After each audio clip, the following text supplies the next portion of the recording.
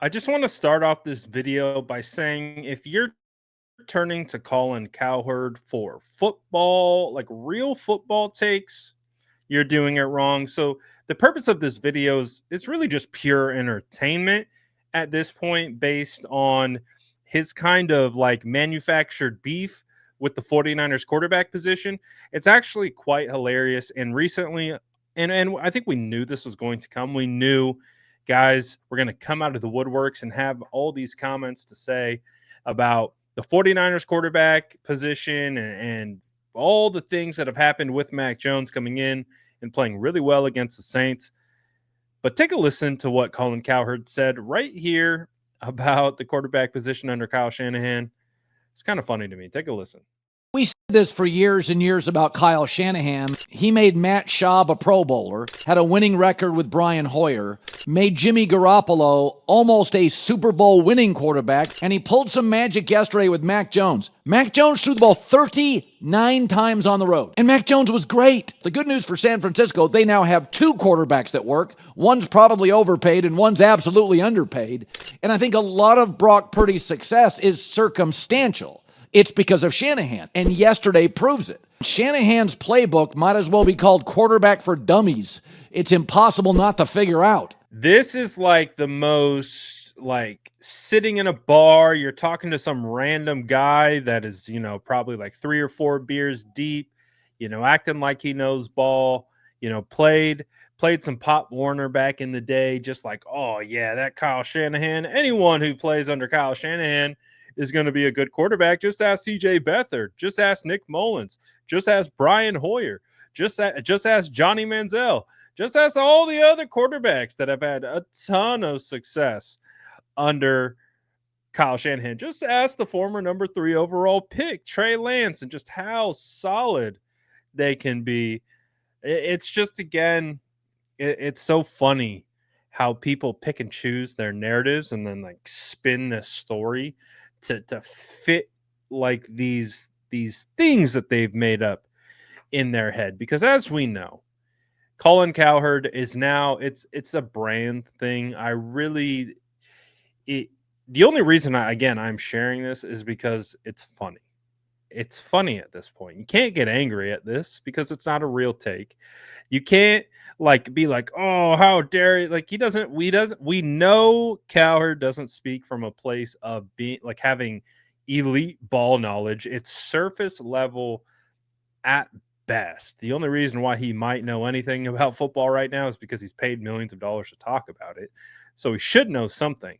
But we can all guarantee Colin Cowherd is not grinding film. He is not educated on grinding film. He's educated into sitting in front of a microphone and speaking and saying things that get people like me to make videos about it. So he's doing his job well, and that's why he will always have a job. But again, there will be some people that see this and like maybe get upset about it, maybe like, maybe even agree with him.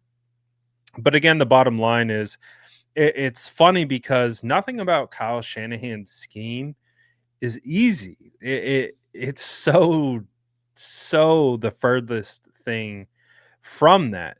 The thing that Colin Cowherd is really having a hard time understanding is the good quarterbacks make those types of things look easy. The reason why Brock Purdy has had success and been able to do what he has done is because he's mastered the scheme, which is no easy task. I remember I spoke to Gerald McCoy. I think he was a Pro Bowler, former All-Pro defensive tackle. Played in the league for a long time, first-round draft pick. I spoke to him at the Super Bowl, and I asked him about Brock Purdy. And I'm like, what do you think of Brock? What is your assessment of him?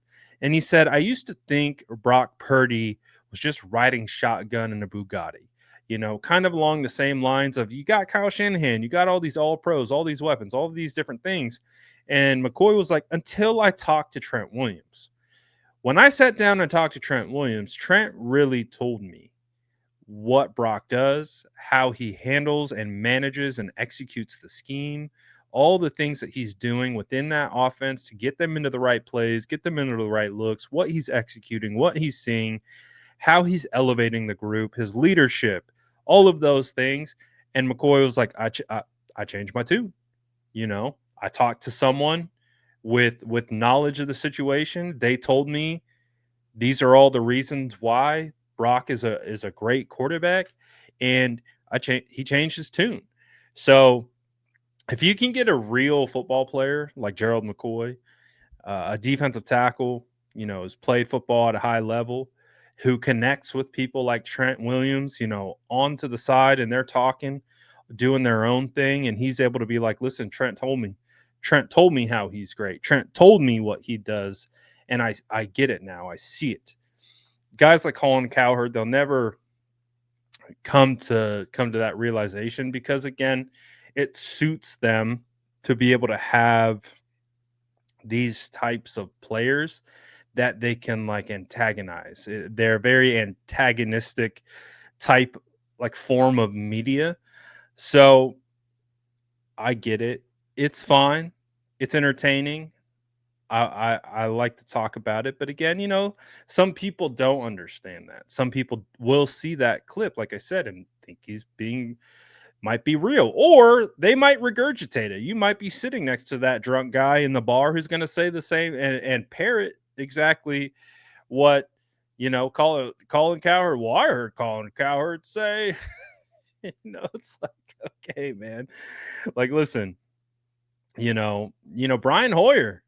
Shout out to the Hoy God. He backed up, Tom Brady. What happened with him? Why didn't he have success with the San Francisco 49ers? Like CJ Beathard was a third round draft pick at Iowa. Why didn't he have success? Trey Lance, number 3 overall pick. He's on his third team. What happened there? I thought it was super easy to just hop right into the Kyle Shanahan scheme, and it just fixes all quarterbacks. It's like riding a bike, right? Wrong. Everything that we've heard from anyone who has played in a Kyle Shanahan scheme or played in that offense knows it's a very detailed, very intricate scheme. There's a rhyme and a reason for everything. And it comes down to alignments, looks, all of it. There's a ton of things that are built into the plays, and it's up to the quarterback to be able to get them into the right looks. Like we've talked about this before, why doesn't Brock Purdy, why doesn't he have the ability to change the protections at the line of scrimmage? Well, because the answer is built into the play. They call the line of scrimmage, they call the protections, and even if it's off, even if it's overloaded or whatever, it's up to Brock Purdy to identify that and to be able to find the answer within that. So he's not changing this. He's not changing the protections because he has to understand the scheme. He has to understand, well, if they give me this look, that means this is open. And he has to be able to recognize that, see that pre-snap, see what they show post-snap, and get into that in a second and a half. And I just think people don't really understand the level of difficulty that requires, including Colin Cowherd. But it's not his job to know that. His job is to be a talking head, which is why they have that name, right? They're talking heads. They just talk, and that's fine. There's a place for them, and they are needed because they kind of stir up this discourse. And I think it just gives people an opportunity to kind of, weigh in on it, which is fine. And that's why I said at the beginning of this is for entertainment purposes only. Thought it was funny what he had to say, but again, it's Colin Cowherd, so we're going to take it with a little grain of salt. But you let me know, do you agree with what he said, or do you kind of hear where I'm coming from? Let me know in the comments below, and as always, make sure to like and subscribe for more updates.